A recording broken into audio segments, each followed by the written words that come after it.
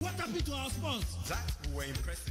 We hired and fired many foreign coaches. We attended several competitions, sometimes with more officials than athletes, bus stopwatches, scoreboards, and renovated and painted the Accra and Kumasi sports area in the national colors. Clearly, Joanna, you can see we laid the foundation before the NPP took over. No sis. After 20 years, I give you another 2,000 years. I also sentence you to another 1,000 years for deceiving the people.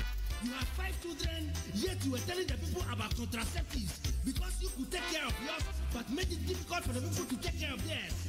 I also charge you for involving yourself in a senseless gun battle at Dansoma. You are also to go and learn the difference between an NGO and a women's wing of a political party before you start your dress sentences. Kolebu was a graveyard. Graveyards are peaceful. Now it is a slave dungeon, dying people lying on bed floors in mosquito-infested rooms. Joanna, cash and carry was to recover costs, ensure efficient health service delivery, and make life more meaningful. Are you Kressa or what?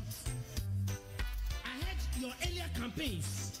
Oh, we will bridge the gap between the poor and the rich. 20 years later, the rich are still getting richer and the poor are dying. Joanna, I would like to explain what I meant by that. Shut up! This is a positive change court, and I am not allowing any politicking here. You are also charged for taking too much money in taxes from the poor people because of poor management. The continuous borrowing from IMF and World Bank in the name of the people, the money that the people never spent. Now I want to ask you a question. Who threw the shit bomb? Oh, Joanna. Answer me, who threw the shit bomb? Oh, Joanna, that's unfair. You are to read the whole of Accra Sports Stadium for that. You are also supposed to save 2,000 years if you don't tell me who owns the new jet, receipts covering it, and what we are supposed to pay. Joanna, have you forgotten the Council of State declared their old jet a flying coffin? Besides, the president enjoyed flying. It was to prevent loss of VIP life. Are you Kressa? I said, what is the price? Who owns it? Remove the words in your ears, otherwise you content yourself. You have been accused of misbehavior. While students were on strike, people not being able to afford half square meal a day, inadequate security for our women, massive migration from rural areas to urban areas, unemployment, redeployment, underdevelopment, high cost of living. You were driving in big cars in air conditions, shouting, yeah, yeah. Travesty of justice, as you claim, is no excuse. Your boom can't scare anybody. Yes, your boom, it can't scare anybody. You deceived yourself with deceiving of bodies. You are also charged for insulting people in public. Domala, Jimakla, and Co. Listen, did you remove the speck in your eye before doing that? I give you 2,000 years too for that. Welcome back, listeners. Our live coverage of the sitting of the special court continues. The atmosphere of the court is tense. Justice Kokonsa doesn't seem to know anything like mercy and appears to be going for the maximum sentence in the case. The prosecution team looks cheerful and upbeat, while the demeanor on the side of the defense attorney appears quite unsettled. We now take you back to the courtroom. Order! You remember the divestitures? Divestiture here, divestiture there, divestiture everywhere didn't bring us anything. What about the ghost names? Joe, my brother, you remember the energy crisis? Poor planning. Do you know that the International Conference Center, the new one is leaking? You did all these things. What worries me is that you did it after complaining of furnishing your living room with helicopter seats. Are you guilty or not guilty? I said, are you guilty or not guilty? You should have been hanged. Yes, I should have hanged you. But for your political stability that we enjoyed, improved road network, rural electrification projects, your return to multi-party democracy, your refurbishing of the Kolebu mortuary, and your 4 doctorate degrees, I'll be lenient with you.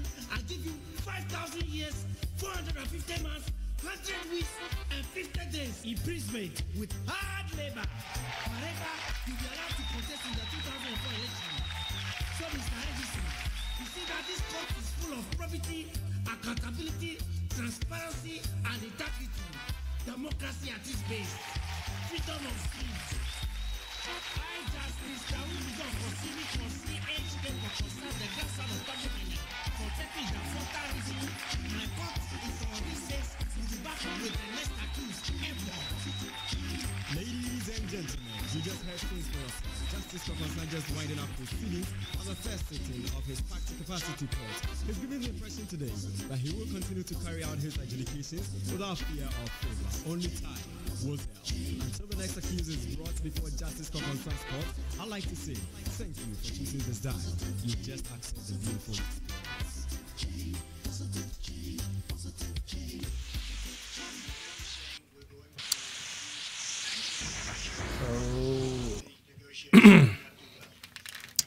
Good morning, good morning, good morning, good morning, and they say good shmorgen, and this is your most favorite program here in Cincinnati. It is Hot Topics.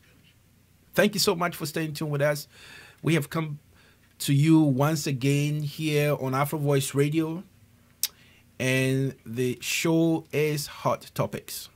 We're going to be running this program from 11 this morning all the way to 1 p.m. We are, in fact, transmitting Eastern Time. And so it is exactly 10 minutes past the hour of 11 Eastern Time here in Cincinnati, Ohio. And in a few minutes, I'm going to be introducing my guest in the studio. I'm also going to tell you those that we would be. I think that we have some. Can you? Yes, Joe. Please minimize the volume for me. And very soon, I'm going to be telling you those that will be calling on the phone to join us in the discussion. Today is a very busy day. I tell you, it's a very busy day because the whole week we've had some bombshells, and in this job that we do, actually, bad news is news. Good news normally don't make the headlines. Bad news is news, and I can say with authoritative that we have had some bad news a few days ago, and that is why we're going to be talking about it in detail and see the way forward. Again, my name is E. Azu. I'm going to be here with my co-pilot. His name is Joe Osei Owusu. And if you don't know Joe, this is Joe. We call him the short man devil. We call Joe the short man devil. We've got a lot. Today we have actually, we call it a special dedication. We're actually dedicating this show to sports. We're talking about sports the whole time, and indeed we'll be talking about Anas Ameriyao Anas. Anas Ameriyao Anas. We're talking about his investigative piece that he's named the number 12. Number 12. This is a big issue currently going on in Ghana. And let me not say even in Ghana, in Africa. It's a huge bombshell. So we'll be talking about it. Some of the things you might have heard already. Some will drop it for you today here on Afro Voice Radio. So stay tuned. Do not go nowhere. Do not touch that dial, because the show is just about to start. And I tell you what, it's going to be really, really interesting. We will be right back. Once again, my name is E. Azu, and I'm here with Joseph Osei Owusu. Joseph Osei Owusu as my co-pilot. Stay tuned. Do not touch that dial. We'll be right back. The trial of some political parties is coming off at the Independence Square in Accra today. There is an unprecedented public interest in the trial, and already a sea of people have gathered to witness the first sitting of the special court. It is presided over by Justice H.K.A. Kokonsa. We now cross over to the Independence Square to give you live coverage as events unfold at the court. Please stay tuned in.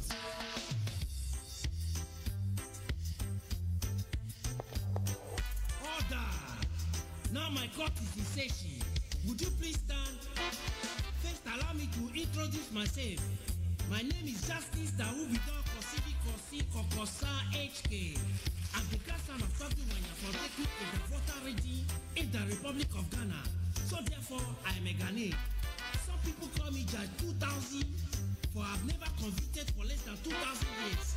And today, I am coming to try you all politicians and political parties for leading Ghanaians nowhere.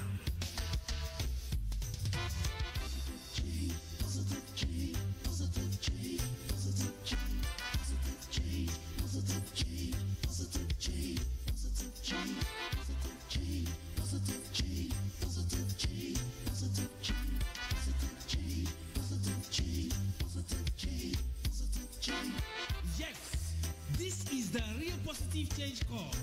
Today, what are the cases? Your Honor, today we have Mr. NDC, Mr. NPP, the Church, Mr. IMF, Miss World Bank, Mr. Asban, Mrs. White, Mr. Europe, Mr. USA, Mr. Foreigner, Mr. Abacha, Mobutu Sese Seko, Columbus, Mr. ECG, Miss GWC, Mr. Politician, Mr. GNPC. But because of time constraint, we shall deal with ovoloplastic unputernable as commenters hospitals of NDC and mammograph sobriety of echronicity NPP. Now, Mr. RDC, I didn't know that you love democracy that much. Why didn't you use the procedure of democracy to get into power? Your Honor, 01 personality runs through AFRC, PNDC, and NDC. AFRC, PNDC, and NDC are not the same. Shut up and let me finish. Don't you know that the decorated donkey is still an ass? You have been charged for shutting the mouth of the people for almost a decade. You are also accused of overstretching state funds. You are also charged for murder. Yes, murder. What happened to the... All right. We're back.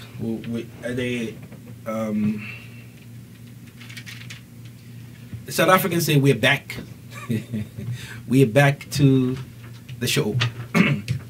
Now, I want to say a very good morning to you. Listen to me right here, right there from all the way in London.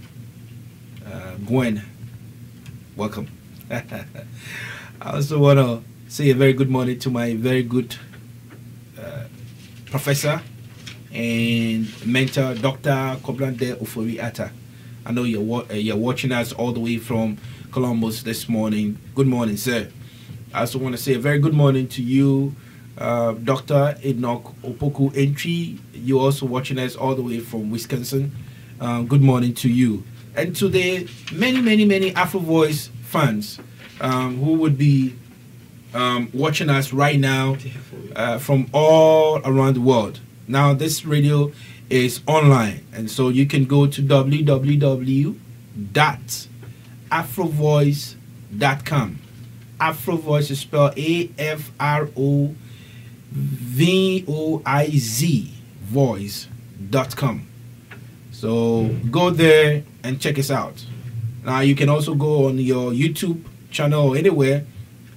Just type Afrovoice Hot Topics. Just type Hot Topics or Afrovoice Hot Topics, and you would be watching us live right now from the studios. Live. And when I say live, I mean you can see Joe, and you can see myself. So we are transmitting on YouTube right now. We are also live on TuneIn. So check us up on your TuneIn. If you have a TuneIn, go there. If you want to listen to us on your phone, your cell phone, all you got to do is call 712-432-6. Let me take it again.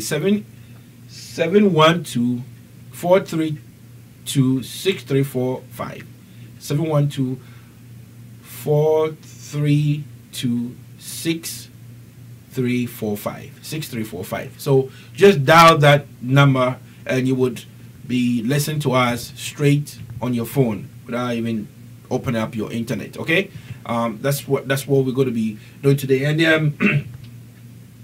when the show begins and you want to have a conversation with us, you want to call us and contribute to the discussion that we're having so far, again, you can call this number here. Let me give you the number real quick. Mr. Joe, you have the number at hand. You can call 937-660-4646. 937-660-4646. That is the number to call, so you can also participate. You can join in the discussion. Okay? So give us a call when the phone line is open. Today, like I said, it's a big day. In fact, if you're an African, and most importantly, if you're Ghanaian, it's a sad day to be a Ghanaian. So we're going to be talking about those issues from now all the way to 1 p.m. Hey, Joe, good morning. Good morning. How are you doing, sir? Awesome, you? I am beautiful. Except I'm just being careful these days. Maybe you are a nurse. I'm recording you, right? I would inform you if I do. I think you know. I have watched a nice video and I feel sad, but I know we're going to get into it. We're going to look at the different aspects of the expose that Anas captured on his video. How did you feel this week when you heard this story for the first time? In fact, this story has not even been not this week. The story has been there, but how did you feel when the video was finally shown? Heartbroken. I mean, I was totally heartbroken and disappointed. Very, very disappointed. And I remember in one of the episodes where I'm off. I remember I'm off now. I remember in one of the episodes where use this mic for me, please. Yeah, let's change your mic. Yeah, let's change your mic for, because I can hear a lot of shh. Is it better now? Yeah. Hello, you can hear me? Yes. Okay.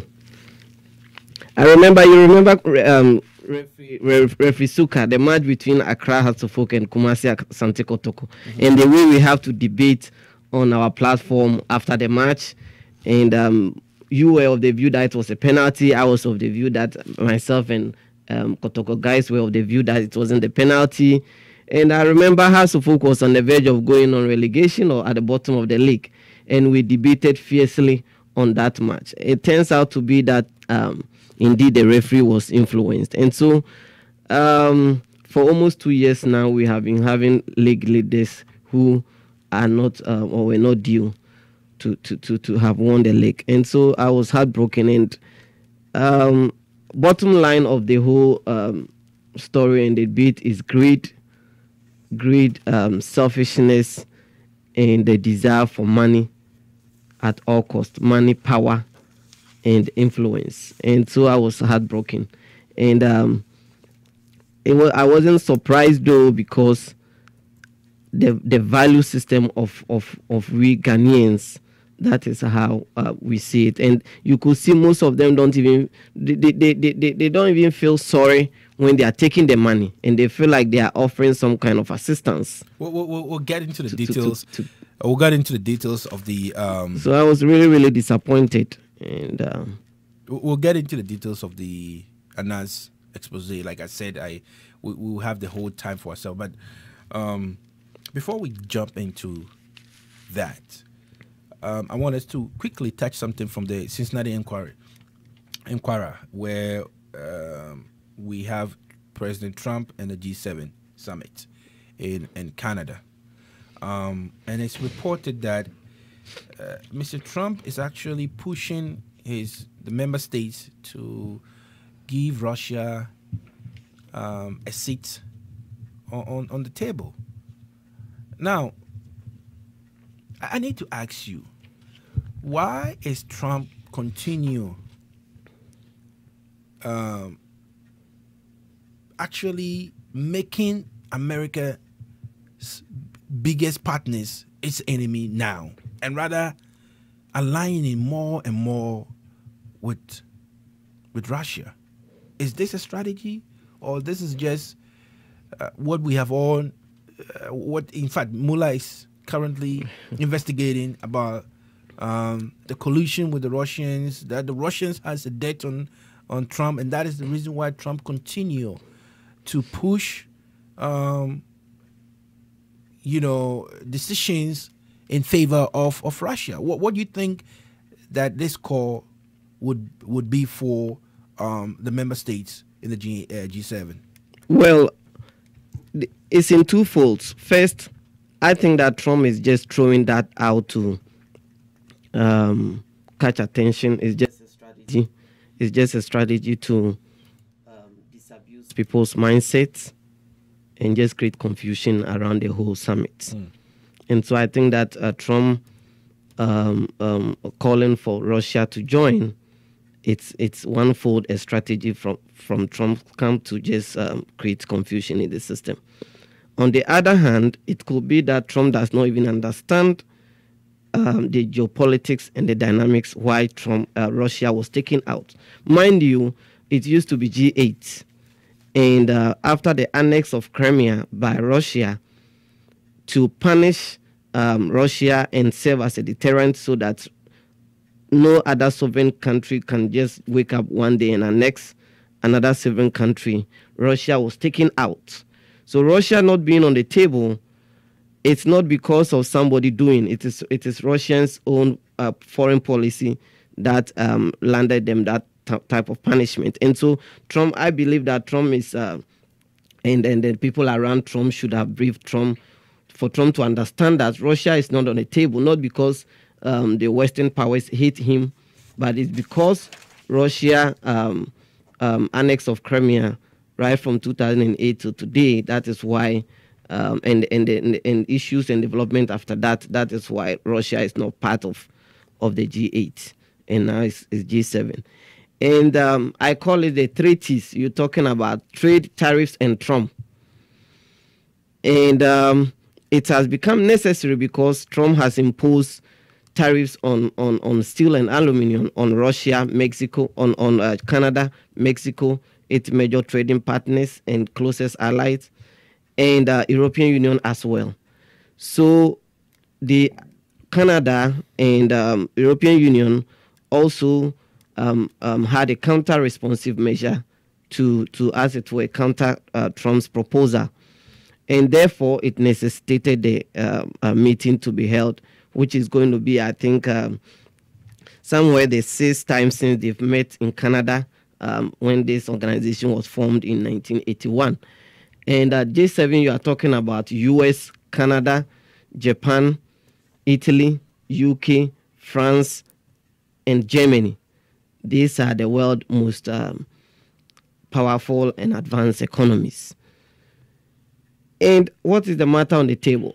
Trump is saying that its trade deficits in relation to these countries is so enormous, and sometimes it's costing almost $800 billion in terms of European Union. And so for that matter, he's imposing tariffs on.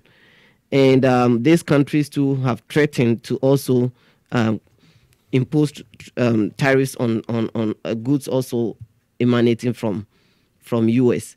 And so Trump, for me, like Trump said in a tweet, he's going. If he goes and he doesn't get a deal, he'll walk out.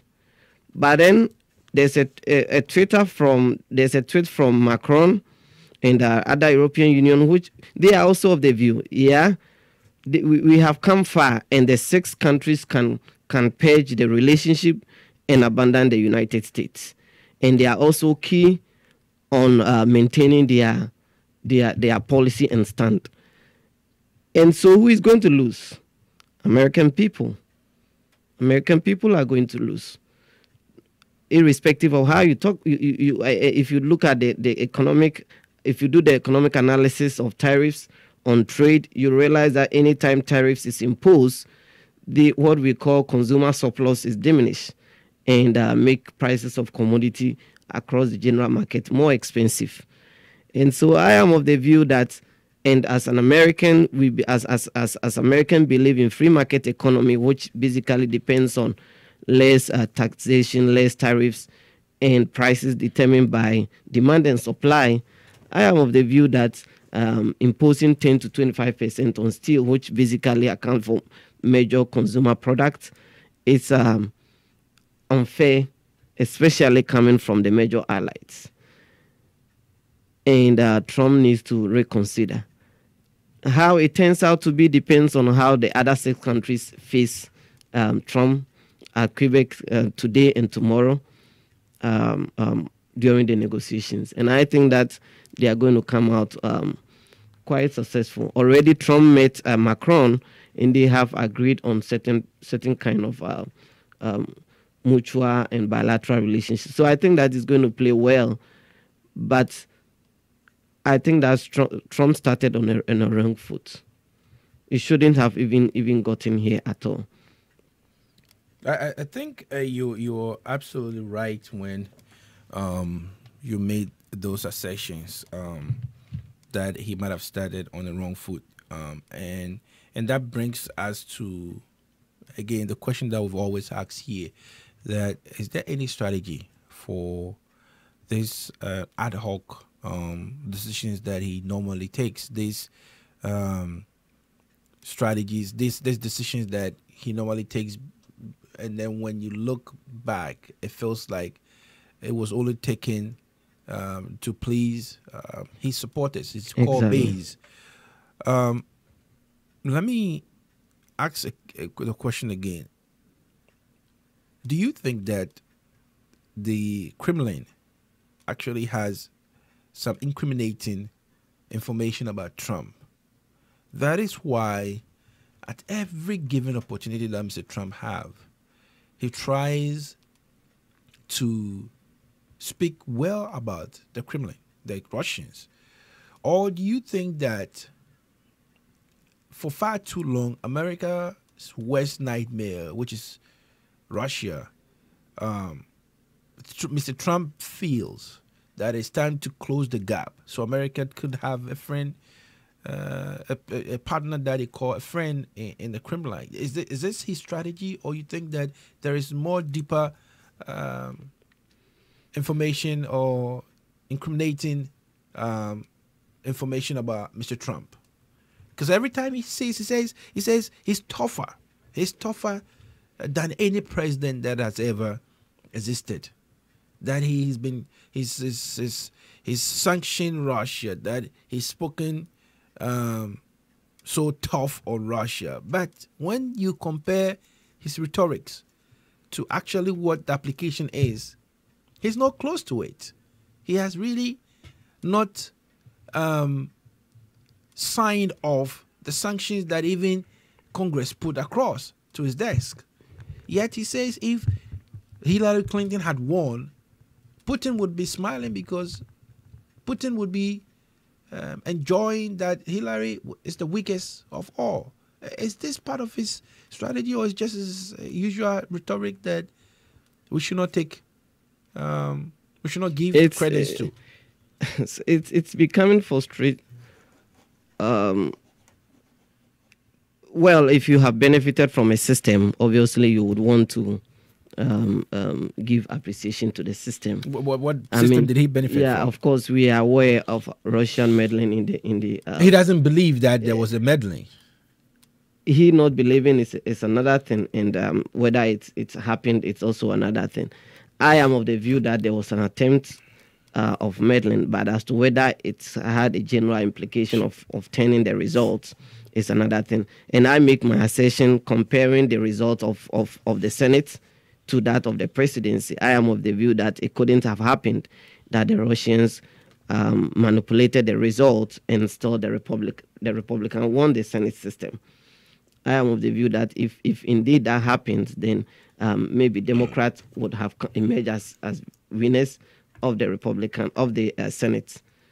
But surprisingly, Republican won the Senate, and so on that basis, it's possible that the Republicans won the presidency as well. And this argument of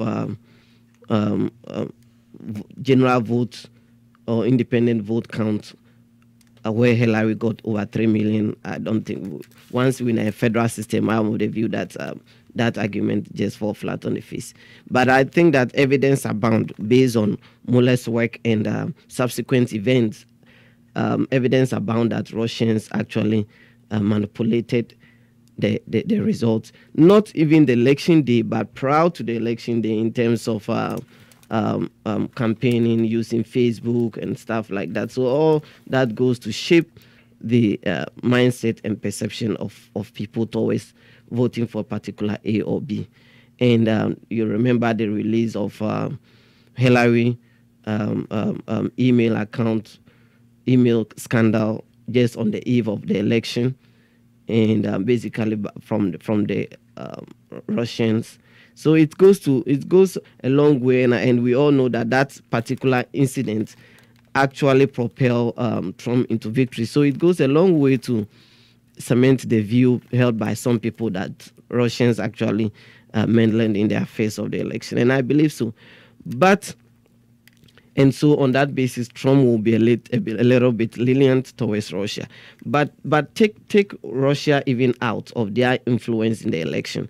Trump has proven to be a candidate or a president who wants to defile all odds and who wants to do away all kinds of diplomacy and relationship, and wants to build things differently. So you talk about the accepting Jerusalem as the capital city of Israel. You talk about meeting Kim Mo. I think he's going to meet him just after the G summit. He's traveling to Malaysia to meet him, I think, tomorrow. And then you talk about Russia trying to get closer. You talk about his constant fight with closest allies, Canada and the European Union, and imposing tariffs. You talk about his stance on refugees and immigration. You talk about even his stance even on Liberia. And so Trump has proven that every single tradition that used to exist in time past between American and its closest allies, Trump is finding a way to undo it. Even when he came first, he wanted to let Bashar of Saudi Assad to still be in power. Okay. And then later on, they have to go and fight ISIS and co. So Trump is doing everything possible to, as it were, the general politics we have been doing over centuries and years. He's trying to go the other way. And so it's not of a surprise to me when Trump wants to pull the Russians close to the United States. But if you have followed world history and world wars and the ramifications after the World War, you realize that it is good to keep allies. And that is why, for instance, UK would want to withdraw itself from the European Union and rather want to maybe partner more with the Americans, because they know what happened during Adolf Hitler's time of World War II. And so he doesn't want to get so much sucked into the European Union, which basically controlled by the Germans, knowing what happens in time past.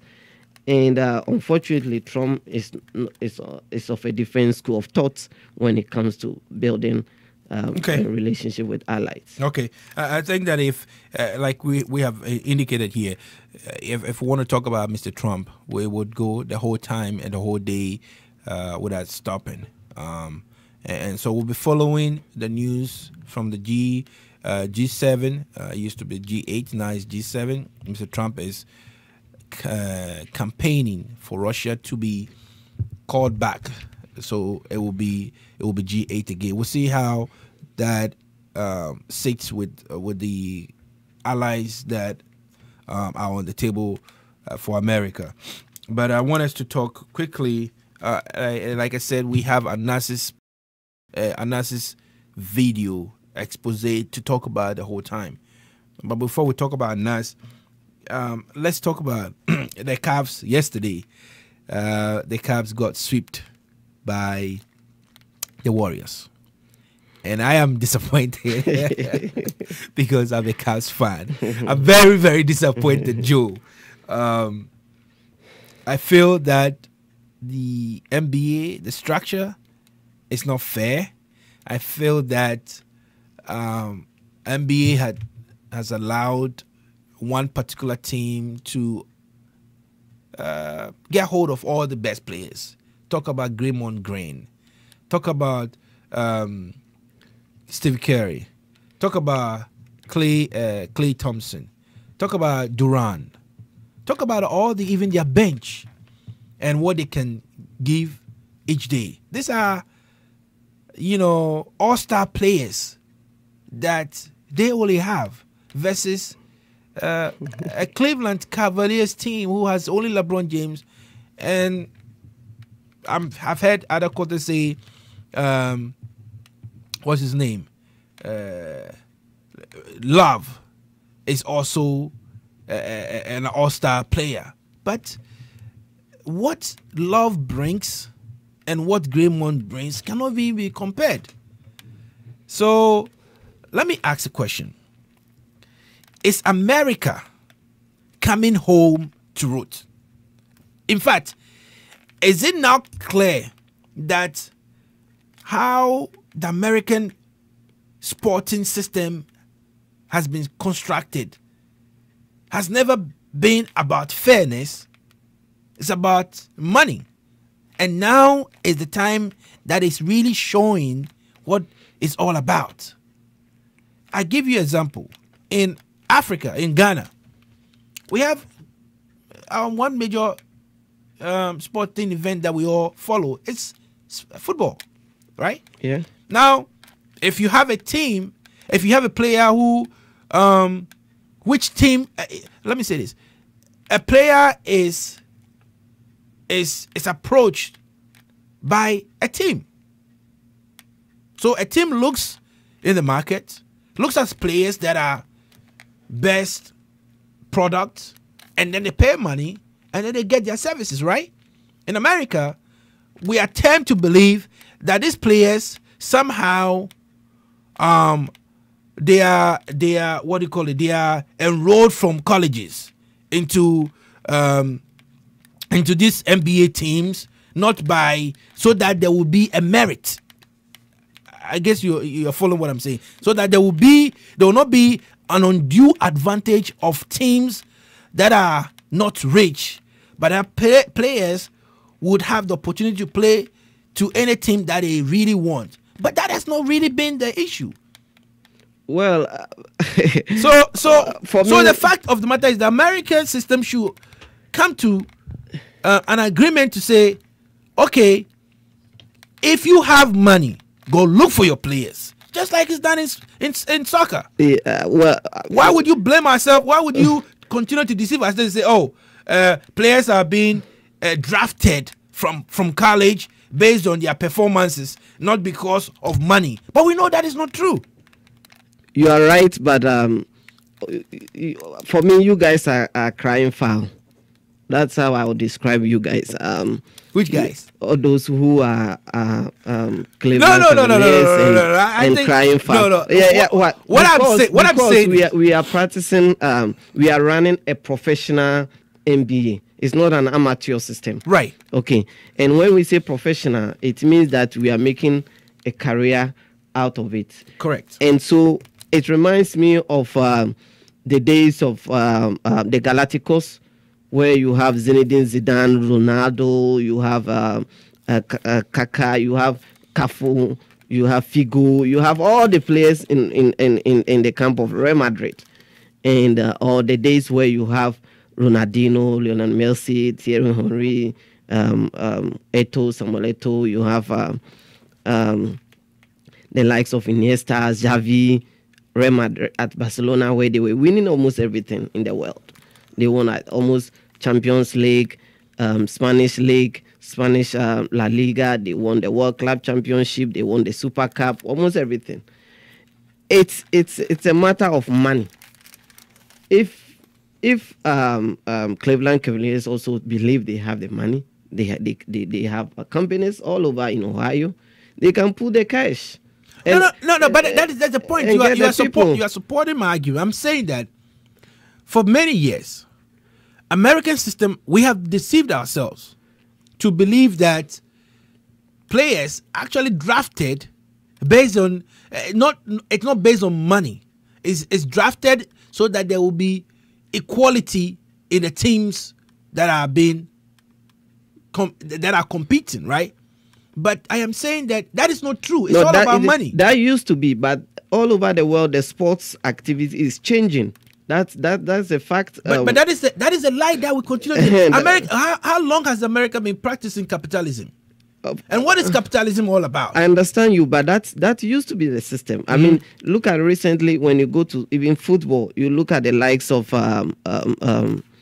Manchester City. You look at even Chelsea. All of a sudden, Abramovich from Russia came with a lot of money, and then Mourinho brought Eto'o, Essien, Drogba, and a lot of players. Did you mean Joe Mourinho? Yeah. And then all of a sudden, they started making they started winning cups. Manchester City, the same thing. You go to Atletico Madrid, the same thing. So the sports itself is evolving. Even if you go to Africa, there's a team from is it Congo or Tanzania? TP Mazembe. Yeah. And then the likes of Dolphins in Nigeria came and took African sports by storm. For 3 consecutive years, they won the Champions League successively by injection of capital. Even in Ghana now, there's a team called Kalera FC. Kalera FC, they just came from the Division 1, and they are now scoring they scored Accra House of Folk like 3-0. I think they are one of. They are either. You think that was a fair play game? Because there's listen to even the name of the club. Kalera is a Nigerian. Is a Nigerian man. I think a senator also who is injecting a lot of capital into that team in Ghana, and that is why they are doing well. So all over the world, the sporting activity is evolving, and I am of the view it's pathetic. So the NBA final is more or less like all stars versus the best player in the NBA. All stars. I think that is a very good analysis for that. So it's all stars versus the best player of the NBA. And when you have all stars versus the best player in the NBA, no matter what you do, you can win. And it's true because for almost like 4 seasons, it's the same team that has been meeting almost like 4 seasons now. It doesn't bring dynamism. It tells you that we are leaving some clubs behind. Because if you have a whole NBA, it didn't used to be like that. You come to this year, the next year, someone will come and overtake you. But it's like it's becoming predictable. So you ask yourself, next year if LeBron James decide to join the Warriors. No. What do you mean? No, he's not. That is way too. I think that to me again we're going to talk about where he joins next year. I hope that this loss gives Cleveland another view of investing in players. Exactly. I think that they should bring the best players to Cleveland and revenge because this loss was big. I don't think that he's ever been swept like that before. I was even of the view that they were going to. If you remember, I think the last 2 seasons or so, it was 3 straight lost, and then it became even, right? And then they went for the last match and they won. So I was of the view that maybe they are going to win this one, so at least we can continue. Because LeBron James apparently, on the news that we heard, broke his hand in the first game when J.R. Smith caused that blunder where he thought that they were leading. He thought they were leading in the final half of the match, and he had a rebound that he could have buried the Warriors, and he rather ran away trying to run the clock, not knowing they were tying and were going to overtime. So LeBron James, according to report, went to the locker room, was so angry, blew a board that was sitting in the locker room and broke his hand. And I think that when he broke his hand, he didn't actually report it or he didn't make the reporters know that, but he played the whole three other game with a broken hand. And so that even tells you the greatness of that person. But we have a caller on the line. Let me pick him quickly, and then we'll go. Hello?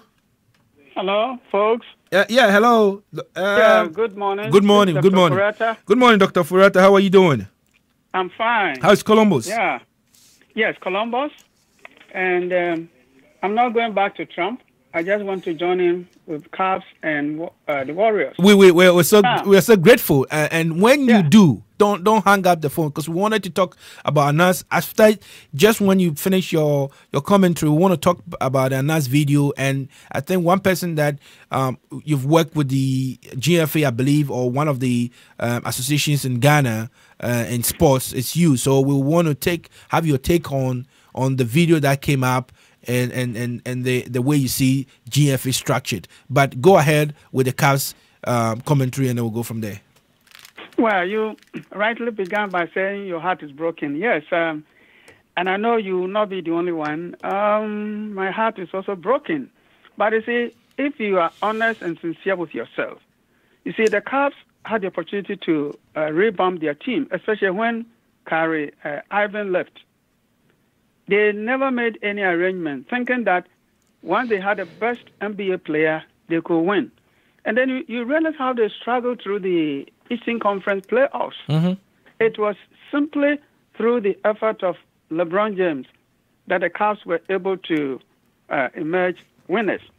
Now, but Doc, before you continue, when Kyrie left, they made a trade. In fact, they got about 4 players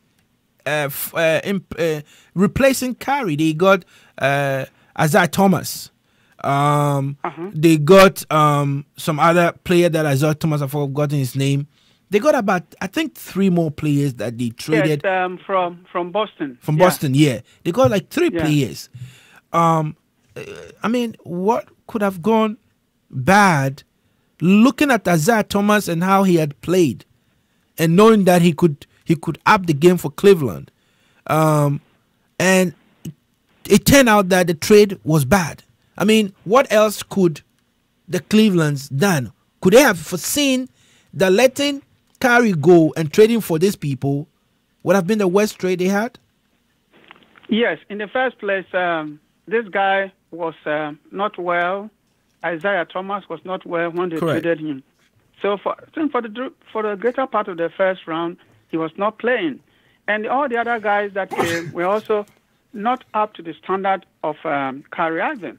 So, it's rather surprising that none of them had the idea of looking for players who could raise the standard of play for the Cavs.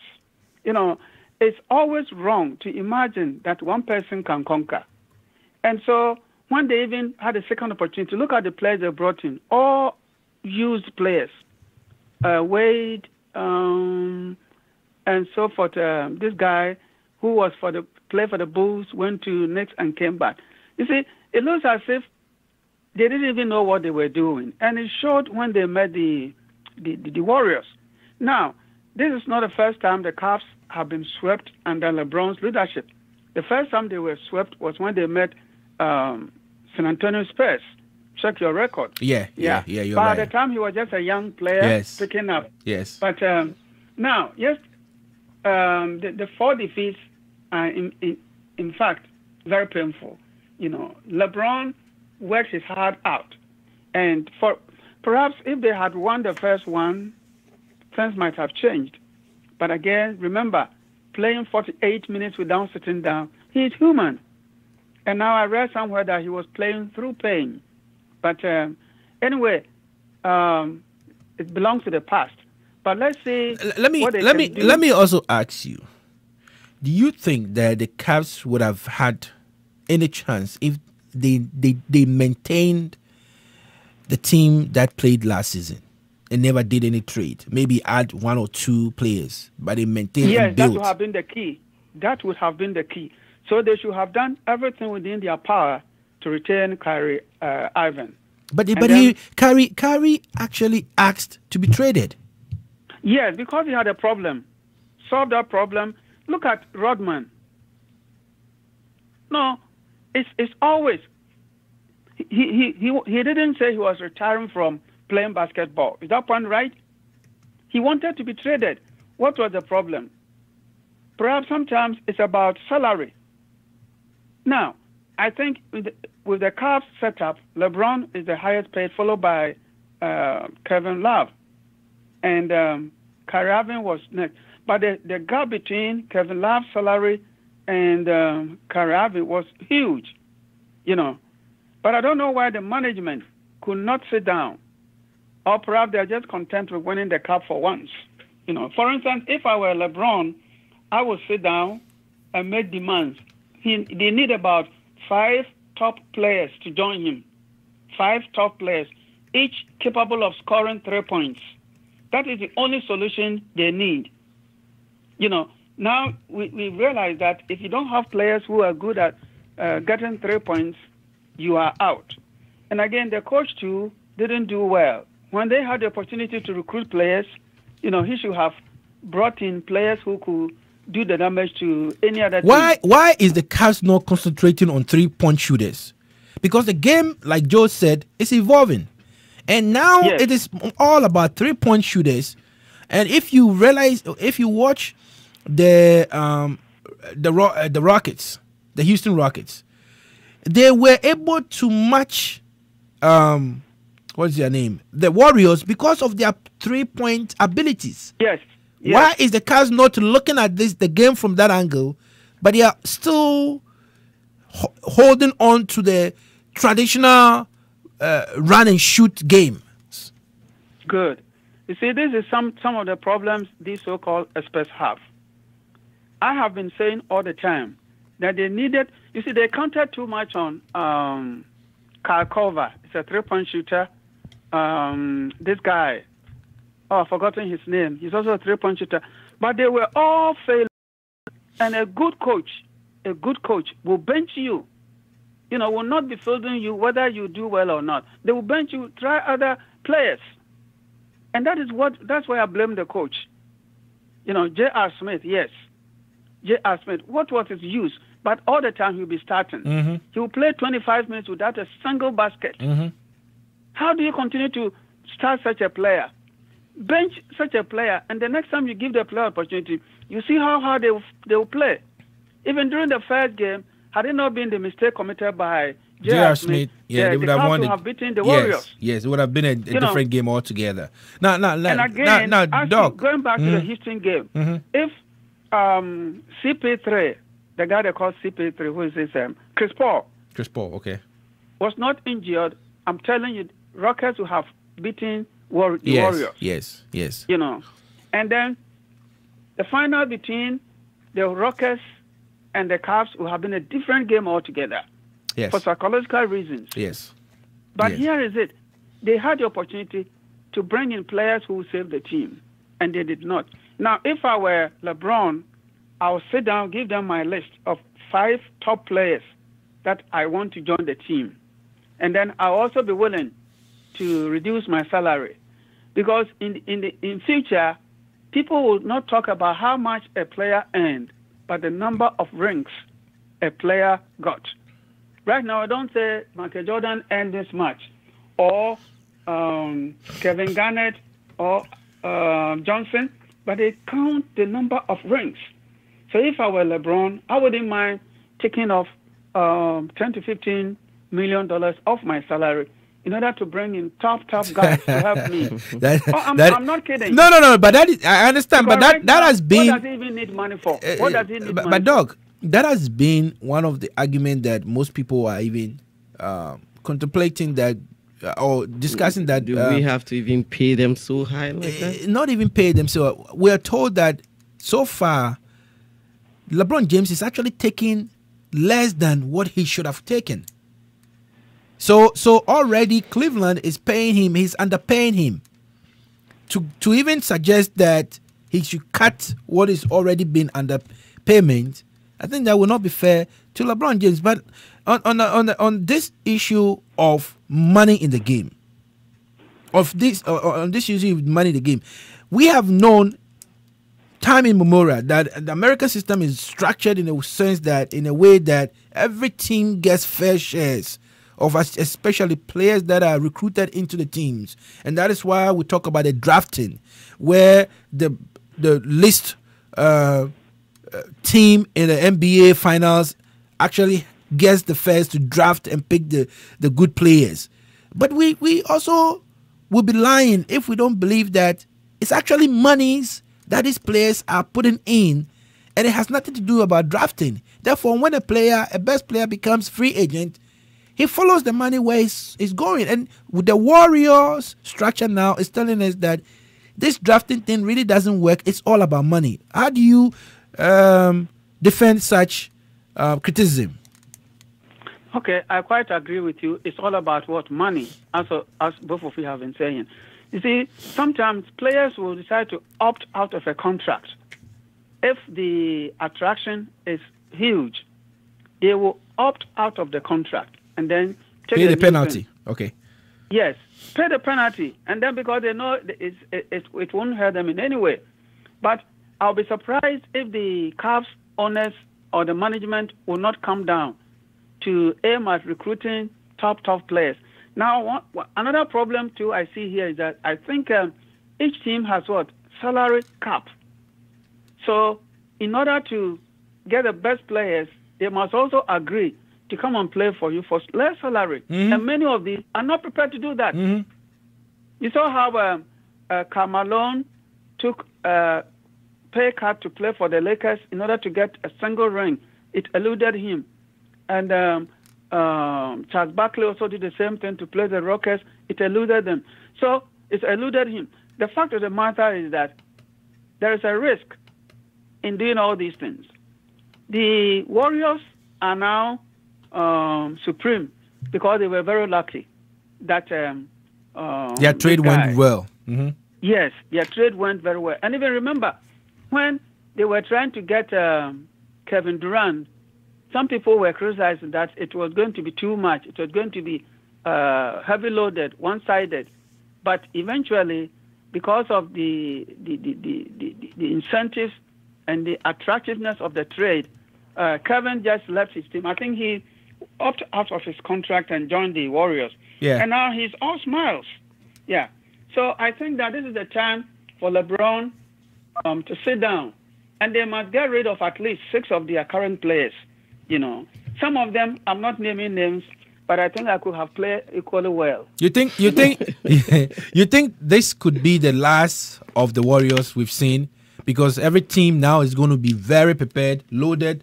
You think this is going to be the last of the Warriors? Well, I tell you, they were left off the hook by the Rockets. But 4 years ago, I said they will win the championship for at least 4 times. Because if you survey the NBA field, I don't know the number. I don't know any group of players who can come together to defeat these Warriors in a series. Yeah. 1 game, yes. 2 games, yes, but not in a 7-game series. Mm-hmm. They are powerful. You know, even their bench. You don't think? Let me, and Joe, Doc, don't go. I wanted you to do the show with us today, so let me come back to the studio with Joe here. Joe, how do you think the dynamics would play if LeBron ended up signing for the Rockets? So we have LeBron James, we have Chris Paul, we have the what's his name? What's that guy's name? The bearded guy. Yeah, the bearded guy. What's his name again? Oh, come on. Yes. Do you think that they would have knocked them off? It's still going to be difficult. That would have been an easy assignment. Mm-hmm. But then the point is, LeBron is having some kind of emotion attachment to the Cleveland Cavaliers, and I don't think LeBron would leave them because of glory. And so, like Doc is saying, it's in my opinion, are you saying that LeBron will not leave this season? I don't think so. Okay, go ahead. I think what makes you believe? I think because he's having like attachment and emotion to the city where he has. But he had it before he even left to Miami. and then the Heat. finally he Yeah. came, and then he has tasted the glory before, and then you see how the whole community and society now hold him in high esteem. I am the view that, just like Doug is saying, they should sack about 6 of their players and go for a good trade and scouts. I think that they can still put in some more money. Now, who would you be looking at them sacking?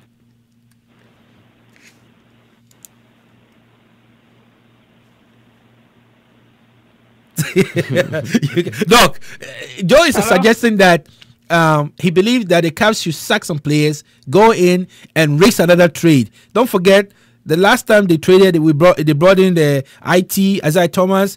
Actually, they brought in Dwayne Wade. They brought in but Dwayne did very well last season. They brought in Derrick Ross. They brought in Derrick Ross. They brought in Jay Crowder. He's a 3-shooter pointer. Yes. So they brought in people that we have already seen play good. Yes. Yet when they landed and LeBron was covered, they were nowhere to be found. So Joy is saying that he thinks the Cleveland should race against sack its players, bring in new crops of players, and hopefully this time they may have done the right thing. Do you think that would be the best solution for the Cleveland if they have to maintain LeBron? Stay in Cleveland and then attract top players to begin the forward march for the trophy afresh. You know, I'm not happy. Well, if he joins the Rockets, that would be a good idea.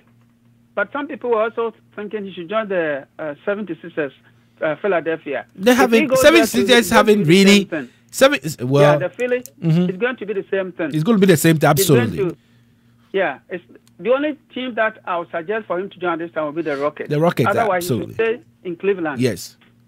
And Yes, I agree perfectly with you. But Doc, we've already spent an hour on the Cleveland and other issues, and I think that we quickly want to jump into the biggest the biggest problem so far. And if you're Ghanaian today, it's a sad day for you, especially if you are a person that have defended Kwesi Nyantakyi. When I say Kwesi Nyantakyi, he is the president of the Ghana Football Association. In fact, because of the love that Ghana have for our sports, when you remove the president, the first gentleman of the land, which is President Nana Akufo-Addo, I think the next person that is most powerful would be the GFA president, in my opinion. So he is huge. Now, Doc, as you guys have followed, and Joe, there's an investigative journalist called Anas Ameriyao Anas. And he put himself in a situation where, and I like the word you used it last time, he brings 3D evidence to what we have always known happening in Africa. And in this case, he has also gone to the extent of exposing the Ghana Football Association. Not only the Ghana Football Association, but gone ahead to even expose the ROT and CAF. And for that matter, FIFA. Now, he had the video footage about people extorting money and receiving bribe to compromise the game that we all pay to watch, to compromise the games that we so much care for. In fact, May 9, 2000, was it 2001? 2001. May 9, 2001. We had almost 124. We have 124 people died because of the love they have for the game of soccer. And it's possible the referee took bribe. It is possible that the referee... Because the second goal actually brought the whole... It is possible the referee took bribe. The point I'm making here is that people are so passionate about these games that they lose their lives. I once upon a time heard a story where Kotoko was playing House of Folk. And I think Haas won that match. It was a match that was predicted Kotoko was going to win. And Haas won that match. And I hear there's a lady and a husband who had pounded fufu and said he was going to eat the fufu after the game. He had his beer, he has his gin by the side. He's a Kotoko fan. He was so assured that the game was going to be won by Kotoko. Has ended up winning the match. His wife was still sitting outside waiting for the man to come out of the room to join him in the fufu that was already parceled and packaged and was sitting outside. If you know, in this family house is how it's built. The wife stayed there for a very long time. The man never came out. Gone to the room, the man had fainted, rushed to the hospital, he died because of a match. And there has been stories about people losing their lives because of the love they have for sports. Yet this video captures a situation where, as we all have seen, games are already compromised before it's even played. And that brings us to this issue about even the structure of the GFA. And that is why I want to start with you, Doc. You have seen the video. You have heard the commentary. What do you have to say about GFA? Now, the structure of GFA. Before, now, and maybe to the future. Well, thank you very much. Now, you see, the controversy in GFA is not new. It even started in the early 1920s when the whole thing was focused on Accra. It came to a time that there was one guy called Blankson Mills and another Richard Aquaid. You know, they competed for leadership of football administration in the country.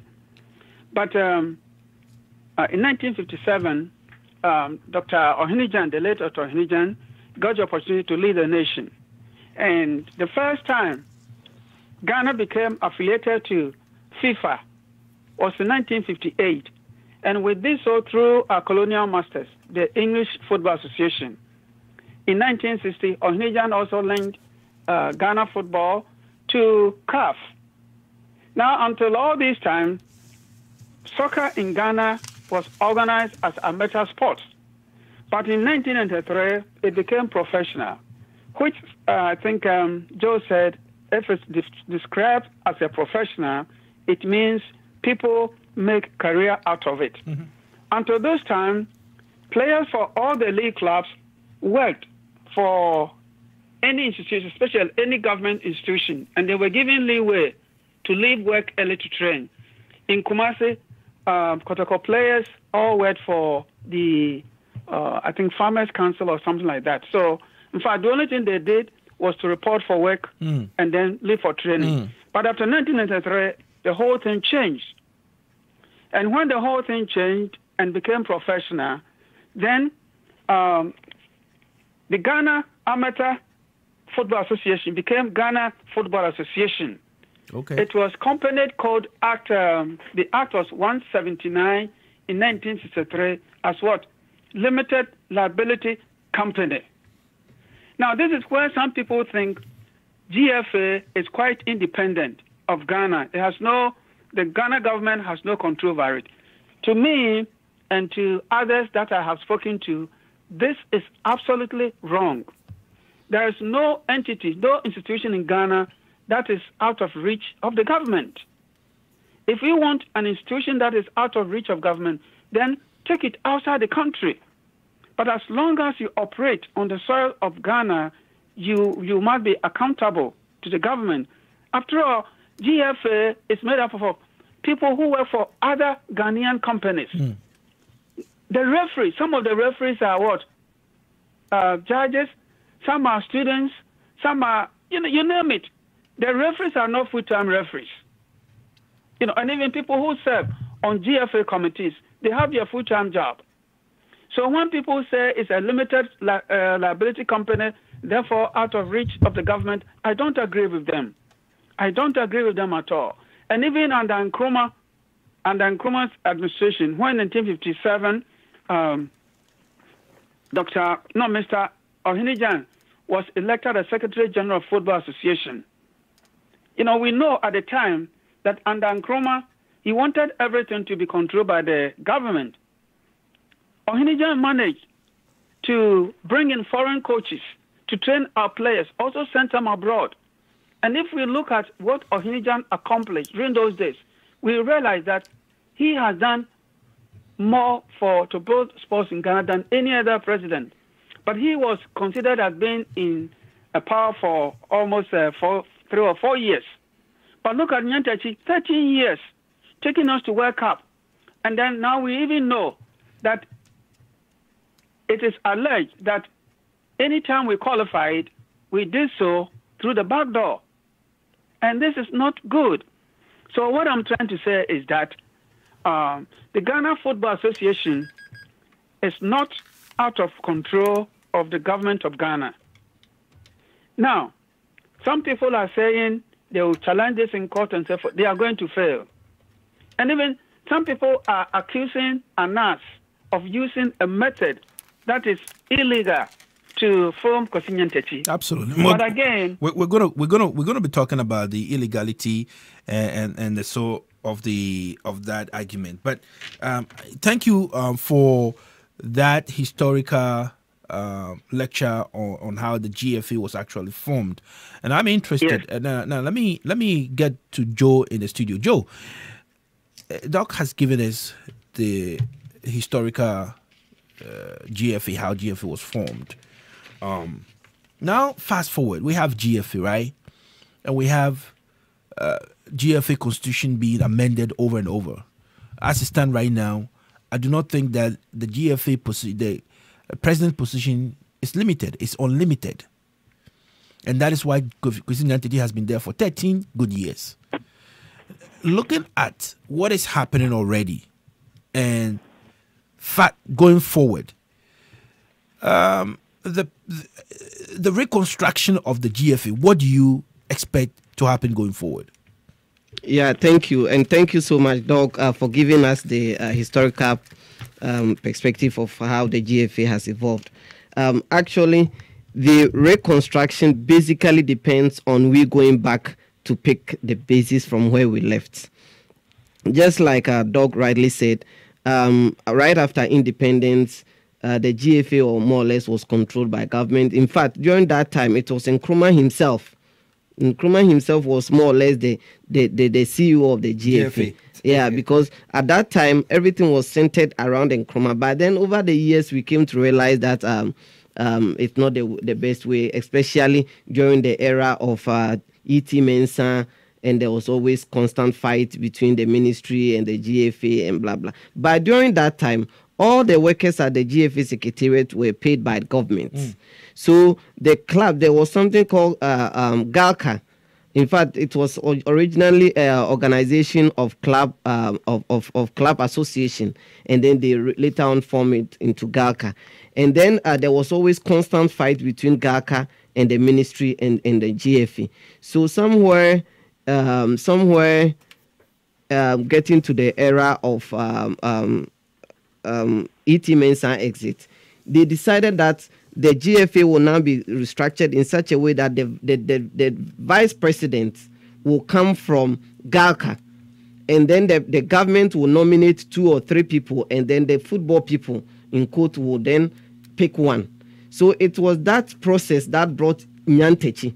So during the era of Nyantechi era, I think that it was Nyaho Tamaklo, and then Nyantechi was from GALCA. And then when Ben Kofi, I think it was Ben Kofi, yeah, and then because Nyaho Tamaklo was being sent to Serbia to become the ambassador for Ghana, and then Ben Kofi came, and Nyantechi was there. In fact, it was even that process that brought Nyaho Tamaklo. Is it not E.T. Mensah, then Ben Kofi? It's Nyaho Tamaklo came. E.T. Mensah came after Ben Kofi. Doc, can you give us that fact? It's Nyaho Tamaklo, then E.T. Mensah, then Ben Kofi. Well, sometimes you need to do some kind of research, but Ben Kofi is stated 2001 to 2003, then Nyaho Tamaklo 2004 to 2005, and then Kosinyantechi.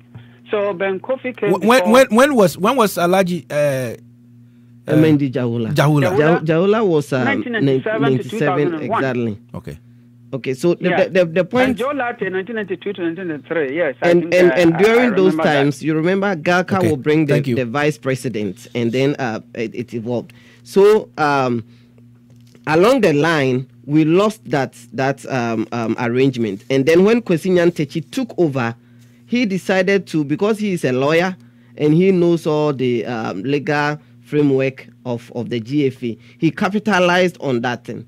Once he came from Gaka, this time around, he quickly organized Congress, and then they changed the law and said that the president will now appoint his vice president. And now government has no basis interference and blah blah, and government cannot come in anymore. And they created an empire for themselves, forgetting that because they took inspiration from, say, the FA, the FA in, say, UK. But the truth of the matter is that is how the FA in UK or in Spain or in Italy, that is how it's being run. Mm-hmm. But they run that solely because they have the money to do that. Mm-hmm. Purely by the football people. And then the football people don't even take the owners of the club. It's like the NFL. Exactly. It's like the NBA. It is the owners that run the NBA. And so the decisions they make, it is not about the government giving them money. So go ahead. But unfortunately in Africa, it is the government that pays the coaches. Absolutely. It is the government that pays the players. So then we need to have some kind of leverage, because I don't pay $65,000, $35,000 to a coach, and I don't pay bonus of $10,000 every month, $5,000 every month, and I don't have a say. And then I build my stadiums, and then you come and use them. Tell me how many of the sports stadiums we have in Ghana, whether Accra, Kumasi, Cape Coast, or Tamale, or where that the FA people themselves built. Or even pay. Or even pay. It is the government that do the infrastructure in Ghana, and so we need to have a parallel system where government is having not a direct role, but then government is having some kind of influence in the supervision and the management of the GFA. Secondly, the direct involvement of even club owners into the GFA, it's also problematic. Because it's going to happen, it's like you have almost all the club owners are now more or less the GFA management committee members. Mm. If you go to, say, Europe, where you have Chelsea, you have Manchester United, the owners themselves are not part of the GFA. So, for example, the president, which is Kwesi Nyantakyi then, the former president, owns a club, which is Tamale Boku. Wow All Stars. Wow All Stars, correct. Okay, you go to Liberty Professionals. You go to name them Diana Stars. What's the name? We know Adekoka has been with Olympics for a very long time, but he was part of the GFA. And that explains. We know Randy Abbey. And that Randy Abbey owns a club, right? That explains why these days the traditional clubs are no more doing well, because they realize that why do I even waste my time managing Kotoko, Accra House of Folk, and then at the end of the day the supporters will insult me. Why don't I even quit and create my own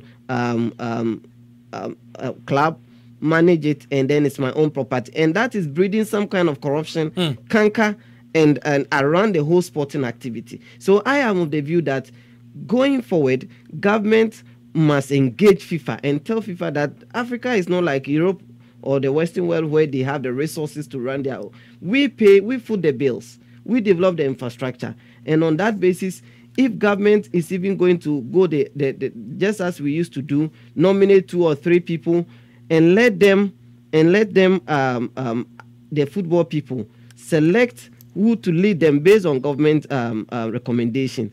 And then also government needs to take immediate steps to go and have that registration of GFA as a limited liability company.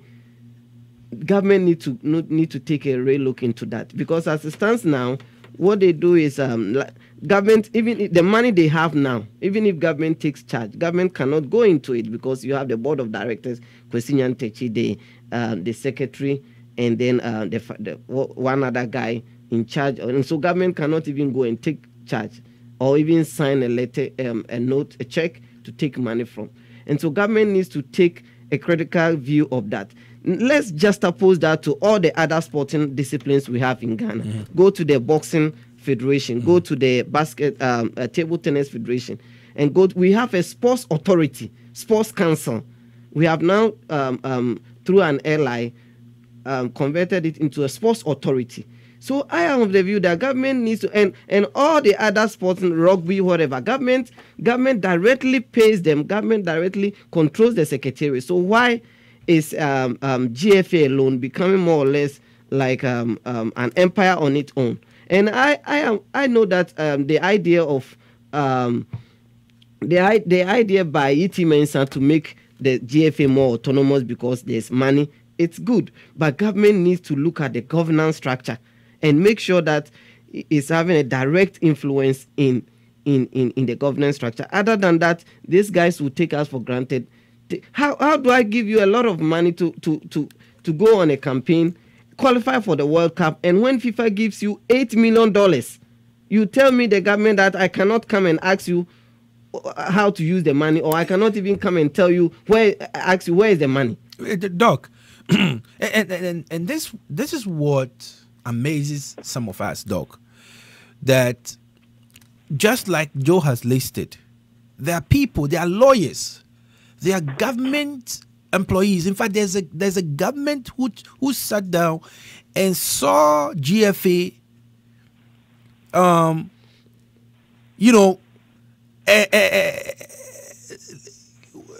what do you say? And saw GFA reconstructing itself to this situation where they would begin to say they are autonomous and that there cannot be an interference from that sector. And government waited and worked with GFA all these years. Let me ask, what failed the government from knowing that once you give somebody money, you actually have an oversight responsibility over that person? And therefore, the threat from FIFA all the time that the government, FIFA will shut government down when they interfere. Somebody should have challenged this thing long ago, or even, at best, not even allow this to happen and find ourselves in this situation. How did we sit down for this to happen, Doc? Well, you see, in Ghana, and for that matter in Africa, people sometimes see business that are not their direct responsibility to cater for as a means to amass wealth. Now, as soon as GFA became a limited liability company in 1993, people started using it as a means of amassing wealth. Nyantechi, if you look to the history of leadership, had been in power he was in power for 13 good years, always managing things, changing things, fixing things, moving things here and there, all in the name of what? Making money and not serving the nation. But there were lawyers. There was the government that was sitting down. There was there's supposed to be an oversight responsibility. And when you begin to see the sporting event that people are changing to suit that money-making empire, shouldn't that have, raised anybody's suspicion? Let me come in here. All things being equal, yes. But because they are also after money, they will agree. Now, do you know how much money Kosinyan Techi will be spending in this case? Let's see how it will end. If you're a lawyer, doesn't mean you don't need money. And the point is that it was a calculated attempt. If you realize, Nyantechi was and the team and the cohort were always picking fights with the ministers. I mean, I can count. There has been almost like 18 ministers. Almost like 18 ministers. So they knew what they were after. And so anytime you bring someone, they create an issue right from the man that was sent into prison. Yes. Isa Mobila. And then it came to Osafo Mafo. Then it came to I think that the former finance minister who died, Kojo Banredu, was even there for a while. Oh, he was? Yeah, I think he was Minister of Sports, Education and Sports some time ago. Then you came to Kuya Senadan, so you came to the one who cried at the committee level. Name them. So they were aware of where they wanted to have the institution to go, so they can profit from the institution. And so they created some kind of animosity, and they built the media around themselves. So anytime you have a leader who wants to pop in, the media wage a war against you, and then you are sacked from Doc, hold on 1 second. Don't go. We have a caller, and so let me make the caller and we'll talk. Okay, go ahead. Go ahead. Hello. We have a call on the line. Who's calling? This is Aziba. Oh, Mr. Aziba, how you doing? I'm doing good. How are you doing? We're doing good. We're talking. We already moved from the Cavs problems. We're talking about Nas video expose. But I know you are a Cavs fan, and so quickly for that, what do you think happened to the Cavs? They were swept 4-0 by the Warriors. Yeah. What happened? What do you think the Cavs' problems were? I think we all know before the start of the game that there's no way we're gonna beat Golden State. That is a fact. I mean, there's too many of them. They get too many weapons. Them adding Durant to their squad make them unbeatable. I keep saying this to my friends that I'm a hardcore Cavs fan, but there ain't no team in the world that can beat the Golden State as of now because it was created. The addition of Durant to their team make them. There are so many of them. If we watch this series very carefully, game one was a chance for us to at least have a chance. And when that game was taken away from us, I was told that LeBron even had a self-inflicted injury on his wrist because he was mad that we didn't win that game. And that was the beginning of the sweep. There's no way we can match up with them because there's so many of them. And if you watch the pivotal game for Game 3 in Cleveland, Durant killed us with 43 points. This is one player. It's like they take 10s, man. They take 10. But in Cleveland, it's just one player. Yes. It's just one player. He has to make 51 points every game. And you cannot beat a team like that. I think the chance that we have that there are some free agents in the market that we can also try to see what we can come out of it. Do you think LeBron is gonna leave the Cleveland? And if you think so, where would you think he's heading to? I think his heart is at home. Like he said before, home is where the heart is. I think the question is, what will Cleveland do to retain him? Okay. That is more important to me than where he will go. You know, Cleveland went through a lot of up and down throughout the season. They were able to assemble their team. So even for Cleveland, for even Cleveland to reach this far, I think it's success. For them to even win the East with the squad that they have, it's a successful journey. You know, so I think for them to retain it, they have to think beyond that. Cleveland must be ready to pay luxury taxes, like Golden State is doing. Houston Rockets is willing to do that. The Philadelphia 76ers already have space. They have money. They have cap space. Lakers have cap space. So those teams that have cap space, they can go for the big people. But the other team that don't have cap space, they must be ready to pay for luxury taxes. Joe said that the game of sports itself is evolving. Have we gotten to a point in America, NBA, sporting activities where who has money gets all the players? Is that where we are now? That it used to be in the days where players actually want to make name for themselves. So they'll go to a weak team, one or two, and then they take it up. But now, as it is very clear, players or teams are actually it's about the money, like you said, the luxury. Any team that is ready to pay the luxury taxes, then you go for the players. You think that is where we are now? I think we all know that we live in a capitalism system, right? So the thing is this: they have given you a cash space to spend, but then if you go beyond that, then you pay luxury taxes. Correct. And all the teams have this. All the teams have this leverage. They have to make a decision. But the thing is this, there are some players who don't want to go to some teams. So that's a limitation.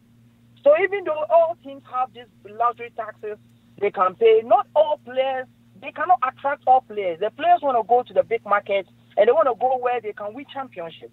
So if your team don't have those tools, some players will not even like to, unless they trade you there, like they do to Paul George. They will throw you anywhere they want to go because they know you want to go anyway.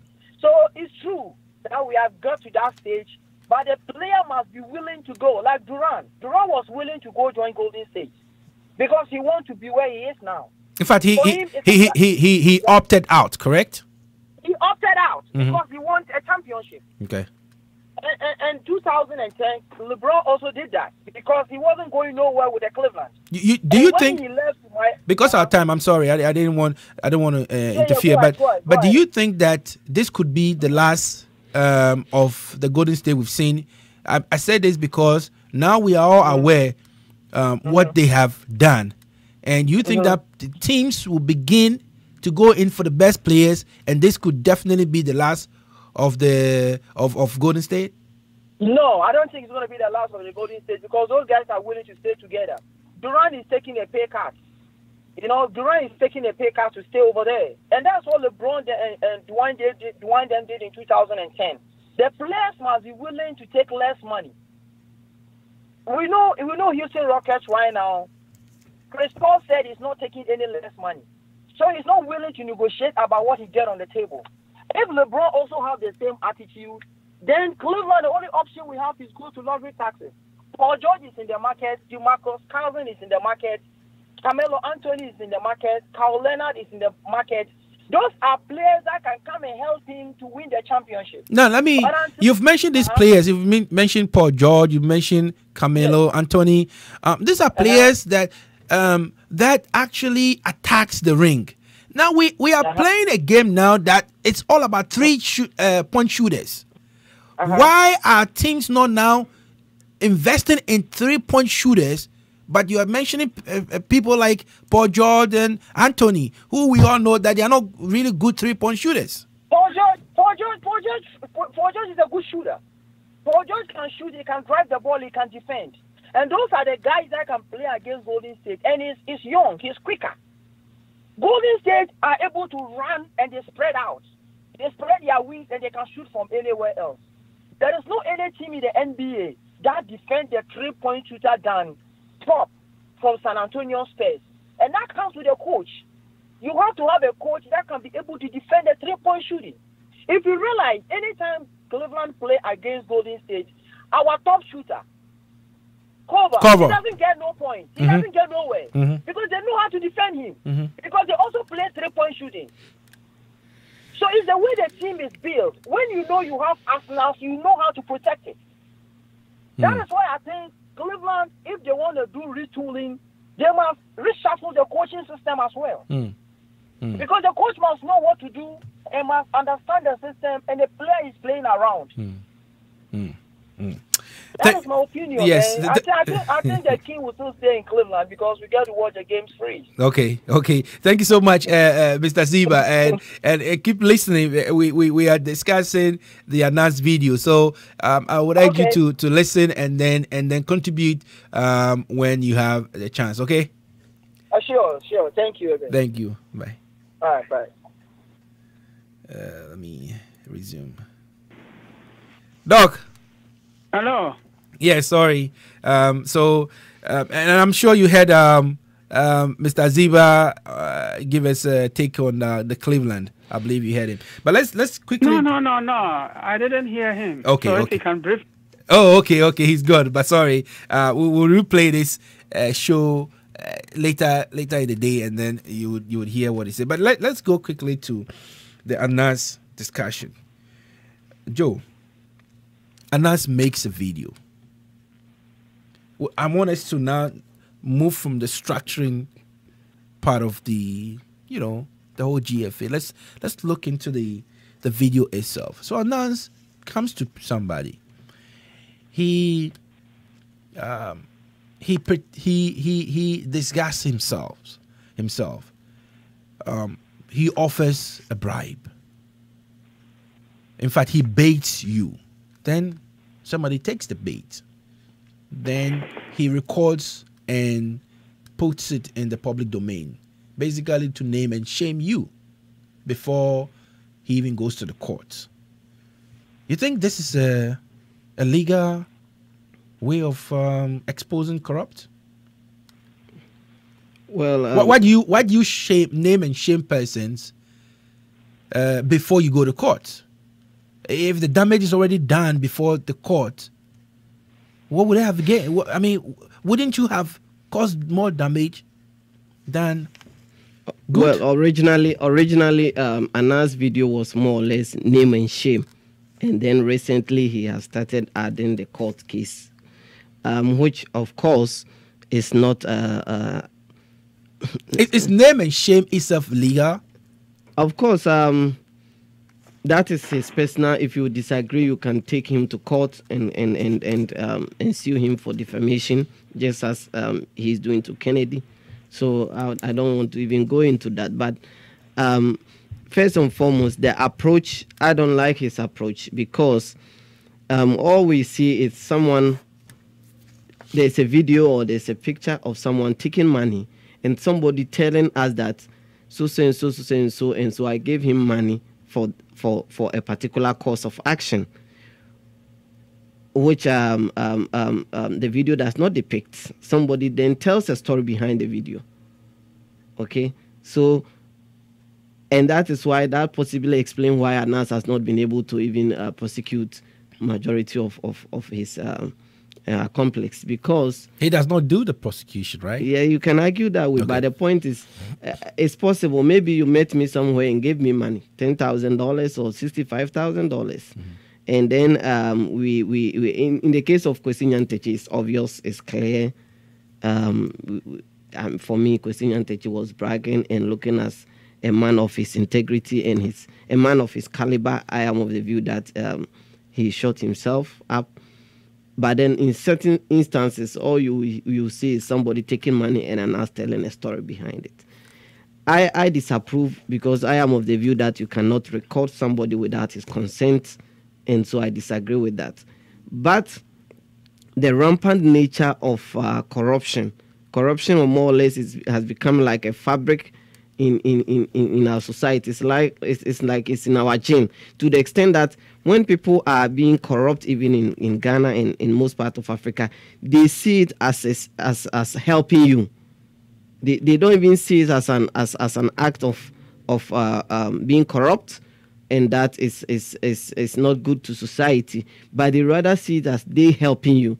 So whether it's you getting admission to the university, whether law school or wherever, somebody is taking money from you, and the person seems like he's doing you a favor.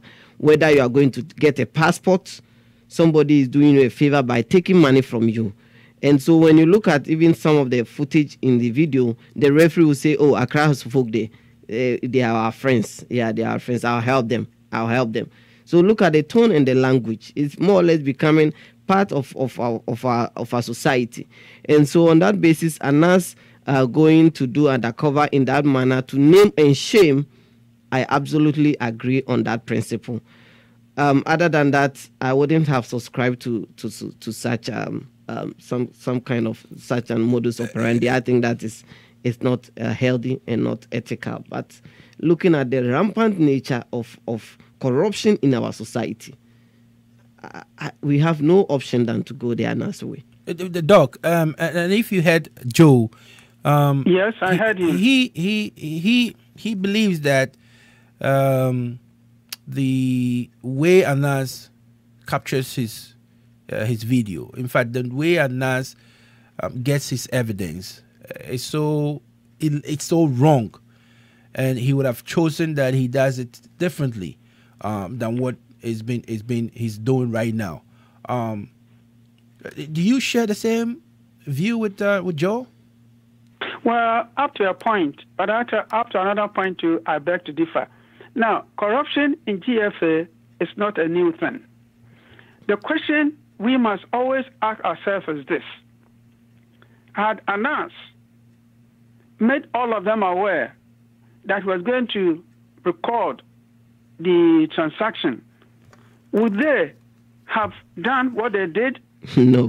This is the question we have to ask ourselves. Now, yesterday, I also listened to another lawyer. The lawyer said it is only the judge who can determine the admissibility of the video in this case. But if I were the judge, there will be no way that I'll refuse to admit it. Because I saw what happened, and I will care less about how the evidence was even captured. Now, listen, in many, many legal cases, especially here with police brutalities, civilians, individuals record police scene, police brutality, and then in court they produce this. What do the judges do with them? They accept them. So I think, unless we are not prepared to fight corruption in Ghana, then we should let this matter lie. But remember, Anas is a lawyer too. Nyantechi is a lawyer. Our president is a lawyer. So they all know what they are doing.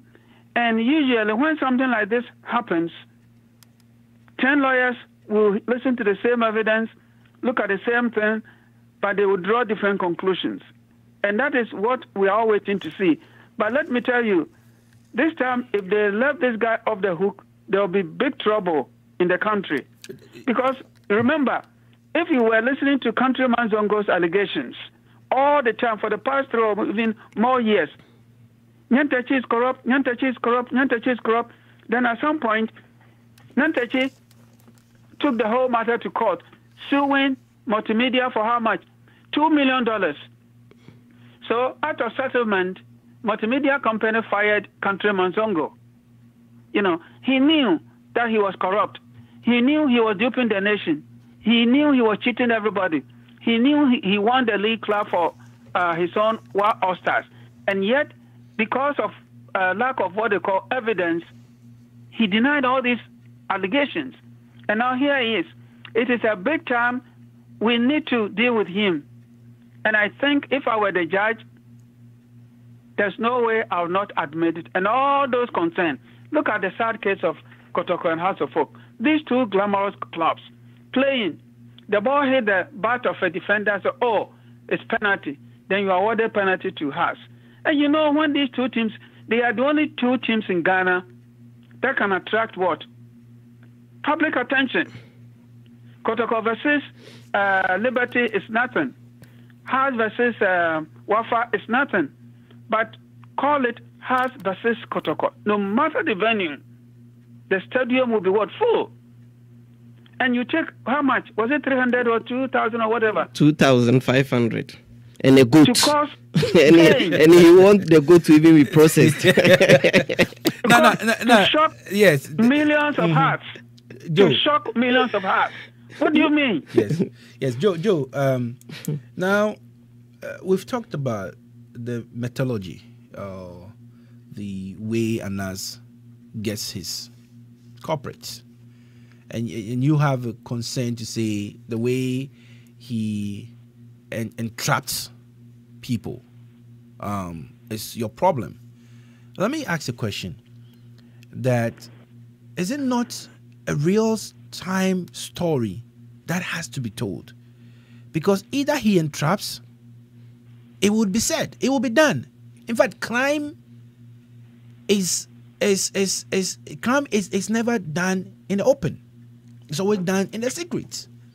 And you must need things of such nature to actually prove that it really happened. And in a case of, in our jurisprudence, where usually people who are engaged in crimes like that, you cannot just go and give a judge any words to say it happened. It has to come with hardcore evidence. In most cases, when there's no even video footage, people get away with even email trace and things. They get away. They would even come and tell you that, oh, it didn't happen. But this video evidence is like a 3D to capture the entirety of what actually has happened. And so it should be a straightforward where if we want to fight corruptions, or want to fight corruption, this is the way that must be encouraged, regardless of the excesses that would come with it. What do you say about those in that position? You are right. I mean, whether Anas use covert way to get it, it's happening. It's happening. This happening. So we talk about the Has Kotoko game. I was listening to a Kotoko manager the other day on the TV, and he said when they have gone out to play, they actually bribe for fair officiating because they know that the home team is already bribing to win the match. So they are only bribing not to win the match, but fair officiating. In fact, we have a story of a referee. we have a story of money growing. I like that reason for fair officiating. So in case it's caught on video, so I just gave him money for fair officiating. He said it on Joe FM. It's true. I was watching. And it's true. You have to, because most certainly, the home team might have bribed, and so they take from here and take from here. And then the hefty ones will win. And there are instances where money grow from the socks of a referee. I mean, in Ghana, it happened somewhere like 4 or 5 years ago when a whole money grew on the socks of a referee, and he said, he didn't know where the money came from. Apparently, he took the bribe during the races and put it in the socks. And then when I asked him, he was running, the money was just and then this is Ghana. So these are things that are happening. Of course, I mean, and the only way, of course, Anas even makes it clear that anytime he leads, he get the lead from somebody that this is what is happening, and then he takes the lead, he picks the leads and go. So on that basis, I do agree, because that's the only way you can bring evidence to show that this is actually what is happening. And we all know, for instance, the way Kwesi Nyantechi was arguing and telling them 3 million for the president, 5 million for the president, 2 million for 5321. We know. Not a question for the Black Stars. Exactly. We know. 211. We know. We have an evidence of, in fact, when Umbrella was going to be bought somewhere from Brazil, around $5 million, and it turns out to be $13 million. And then the late President Jonathan Mills formed a committee to investigate. And this was done by His Excellency John Dramani Mahama. These are things that goes on in Ghana. We all know there's no way a contract will be signed in Ghana without a 10% kickback. It's something. Doc, Joe has just jumped into the last angle of how I want us to observe this or discuss this, which is the political angle. Now, do you think that Kwesi's downfall might have come? Let me say this. Let me take it again. Do you think Kwesi's downfall might have come because of his engagement with politics? Because when you look at the video that was shown, it seems that he was deep thrown.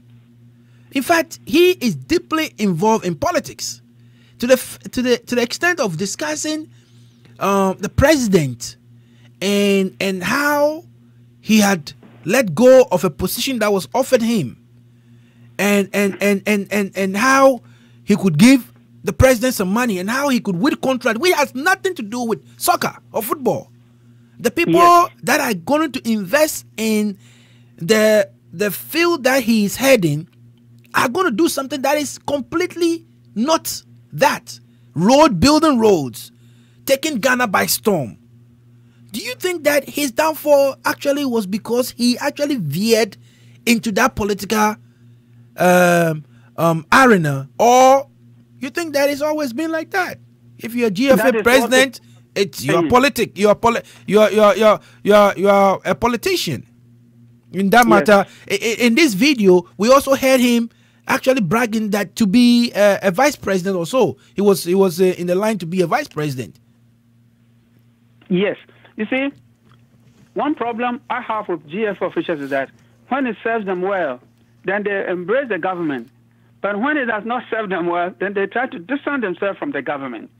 Here is a guy who has given the recognition. Even he alleged that he gave Haman $8 million to Muhammad's campaign. You see, he always tried to entangle himself with government because you know that is where the big money is. And his status in Ghana, let me tell you, is not a small one. Perhaps, as somebody said, next to the president, he is more than any other minister. And he has a team behind him. He has a team working with him. And then at some point, he claimed that he wanted to use ANAS, if you have been reading the stories, to do investigation into the GFA affairs because people were accusing it of being corrupt. So I think one of the ministers said in 2015 or so, Kosinyan Tachi had a meeting with GFA, and then they made recommendation that they were going to engage the services of ANAS to, videotape corrupt activities within the agency. So you say if ANAS turn around to use the same means to catch him, he should keep quiet and then maybe play for leniency. Because I tell you, this case will not end here to go to court. And any lawyer, any judge sitting down should not overlook the contents. Pay attention to the contents and not the means. Pay attention to the contents and Joe, and not the means how the video came to be presented to you. Yeah. And then so if he had remained with football, collecting his bribes here and there, I think he would have been okay. But to merge the two and tangle yourself in government, in fact, what he said is damaging to the whole country. Saying you can rule the nation with $15 or $50 million. It's serious. So Nanado is poor, he has sold this. He said, how? The people should look into this, whether Nanado sold his property or whether Nanado's brothers were always asking him for money and so forth.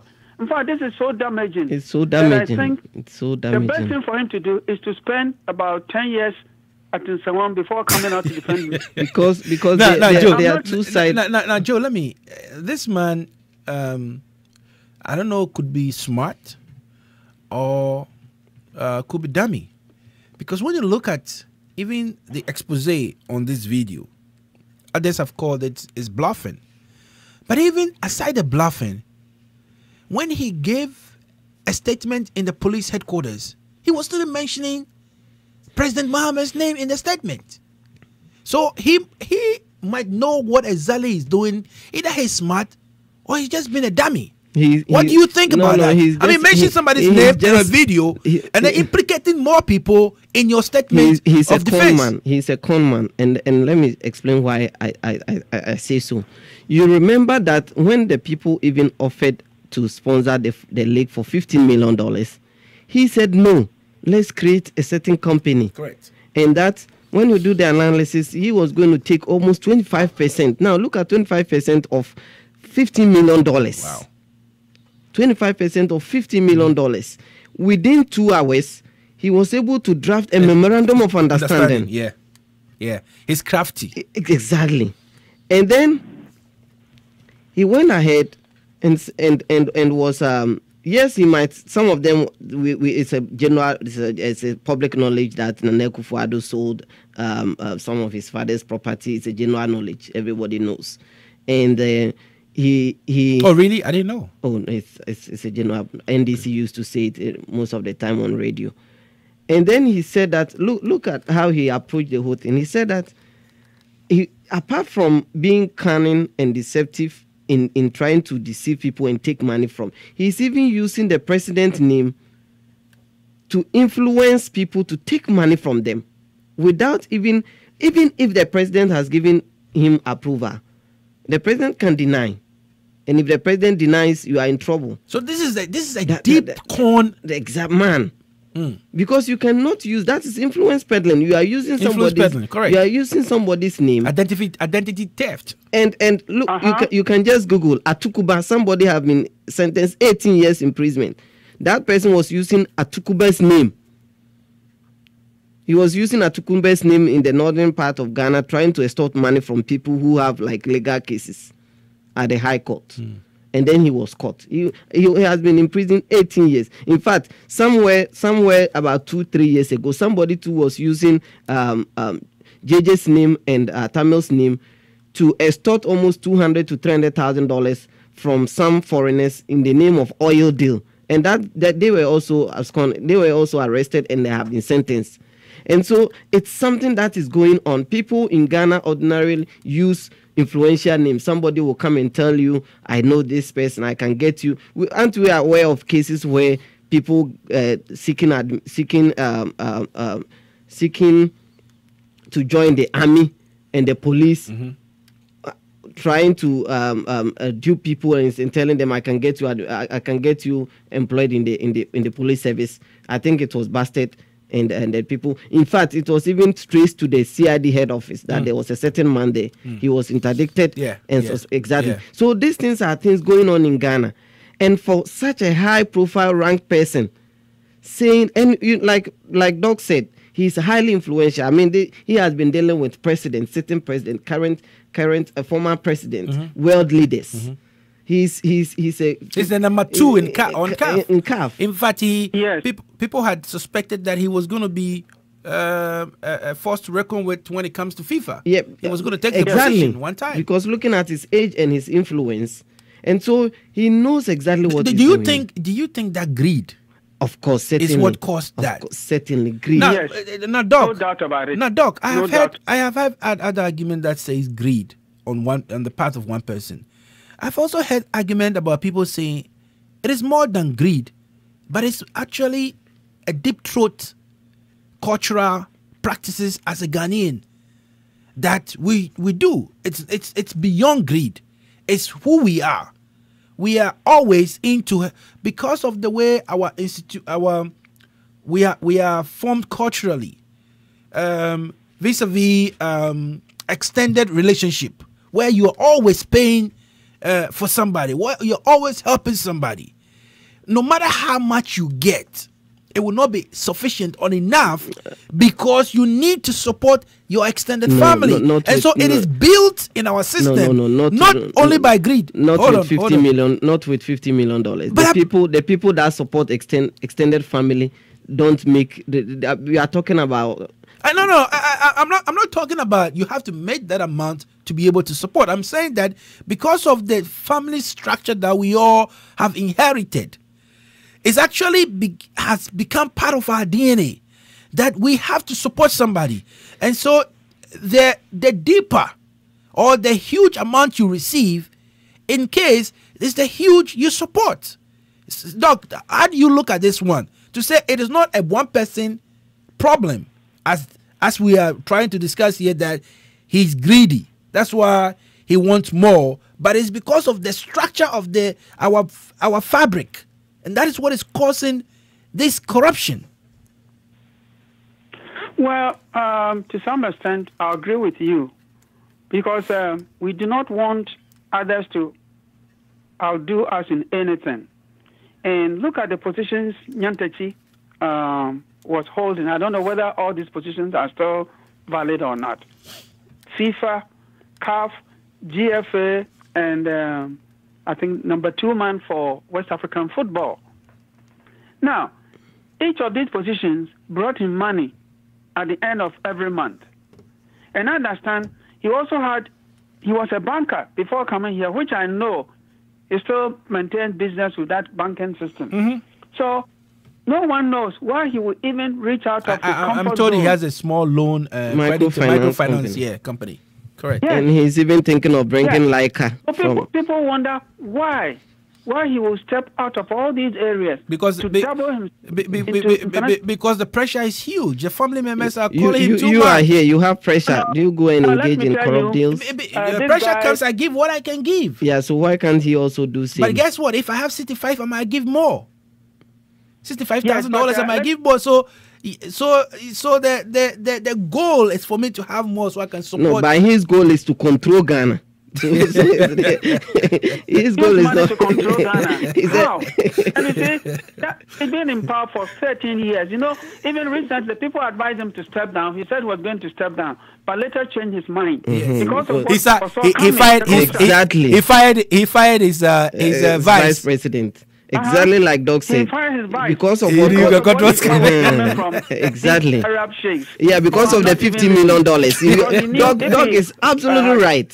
Because he knew what was coming. He knows the 50 million was coming, and he's having 25% of it. Millions of dollars. He wanted to exactly. And I tell you, he was going to win the elections. There's no way. Because he was going to pay. He would have won the next round of elections to continue to be in office. You know, I think we need to. As one Tony boy is saying, all the 70 referees who were bribed need to be in jail for how long? 1 year. But I think they should also forfeit their assets. Nyantechi should forfeit his assets. Anyone mentioned should actually suffer. Just to end here, Joe, and I'll give Doc the last word. But let me ask you, are we not just being hypocrites? We have politicians who are stealing more than what Nanchiti was caught doing. In fact, I heard Adekoka this morning. He said, it is happening, but make sure you are not caught. When you are caught, then you face the rhythm. So are we not just being hypocritical here to say that let this man face, the full length of whatever we want to give him, and actually not taking this as a tool to rather clean the system, especially from the political angle, where we know there are deep corrupt practices that politicians engage all the time. You are right. The hypocrisy. You are right. The hypocrisy is the fact that we are even shocked. That even shows how hypocritical we are, because whatever Anas exposed in that 3D, we know it's going on in the system. We know politicians are taking cut. We've been hearing of bus rebranding and money was retained. Jida, Greda, name them. Zoom Lion, RLG, name all of them. In fact, Abu Gapele and Kua are now for woefully causing financial loss to the state for over $250 million. So name all of them. And that has become the attitude of Ghanaians. Corruption, greed, envy, and the way we worship people with money. So people are not content with what they have. You ever since you came here, have you even gotten a single dollar from somewhere for free? No. Every single dollar you have in your pocket is the hard-earned money. You know, let me even add this to it, Doc. I was having a conversation with my mom, and I said, the truth of the matter is that until you come here and then you visit home, you would never have experienced the things that some of us will say. You feel everything is normal because you see, when you come here and you go back, there is something in you that ignites. In fact, there's something in the humor in us that immediately that we travel outside the jurisdictions of Ghana, that thing is turned on, and that thing is our instincts to know that something that we're doing is not right. And so that when you drop in Ghana after long years in America or in any part of the world, you realize that things don't go right. Especially corruption. You realize that people who are driving, you cannot drive the way you are driving. You understand that you cannot be that indisciplined. Yet when you are back in the country and you have not moved, that thing that has to be turned on never turns on. That is the point that I want us to also look in going forward. That how can we make sure that that which we all have in us now, which has been turned on, can be turned on in the ordinary Ghanaian who has never traveled, but that understands that every time you touch something which is not right, you must be able to know that it is not right, it's wrong, and you cannot do it. How can we get to that stage where each and everybody, that thing, which I don't even know the name for, can be turned on for every Ghanaian? Well, you see, as you just said, when I went to Ghana about 2 years ago, I was shocked to observe that whatever I observed as being wrong was approved by everybody around me as being the right thing. then I'll tell them, look, in the U.S., you don't know how we Ghanaians, how hard we work or how we no matter how deep the snow is, if you don't go to work, you don't get paid. And so we manage. But here, you have a tradition of begging for everything. And people will be giving you. Those who even tell you to look for work, your people say, oh, you are wicked, you have this and that. But again, let me quickly take you back. I think we all know this guy, Politicl Tlak. He plays for House of Folk. Yeah. Yeah. Now, the recent West African tournament, according to the video, he had to pay money to somebody for him to be fielded. Yes. Are you aware of that? Yeah. He had to pay money. And that is what was happening in the Blasters. Mm-hmm. Now look at what our Blasters are doing. No. Yes, Politicl Tlak. Politicl Tlak. He was judged the best player of the tournament. But if he hadn't paid money, he wouldn't have been included in the team. Mm-hmm. Where do we stand? And to Ghanaians, this is what? Normal. Pay to play. So I think, I don't even know what we can do. But right now, look at the type of interest people are showing in this video. See how people express joy, satisfaction, that at long last, something is on the way. And now they are praising Nana Addo. Honestly, I was not happy with Nana Addo when he kept quiet over all these allegations. He should act and act decisively. And Nkrumah is famous and popular because of the strong leadership she offered the country.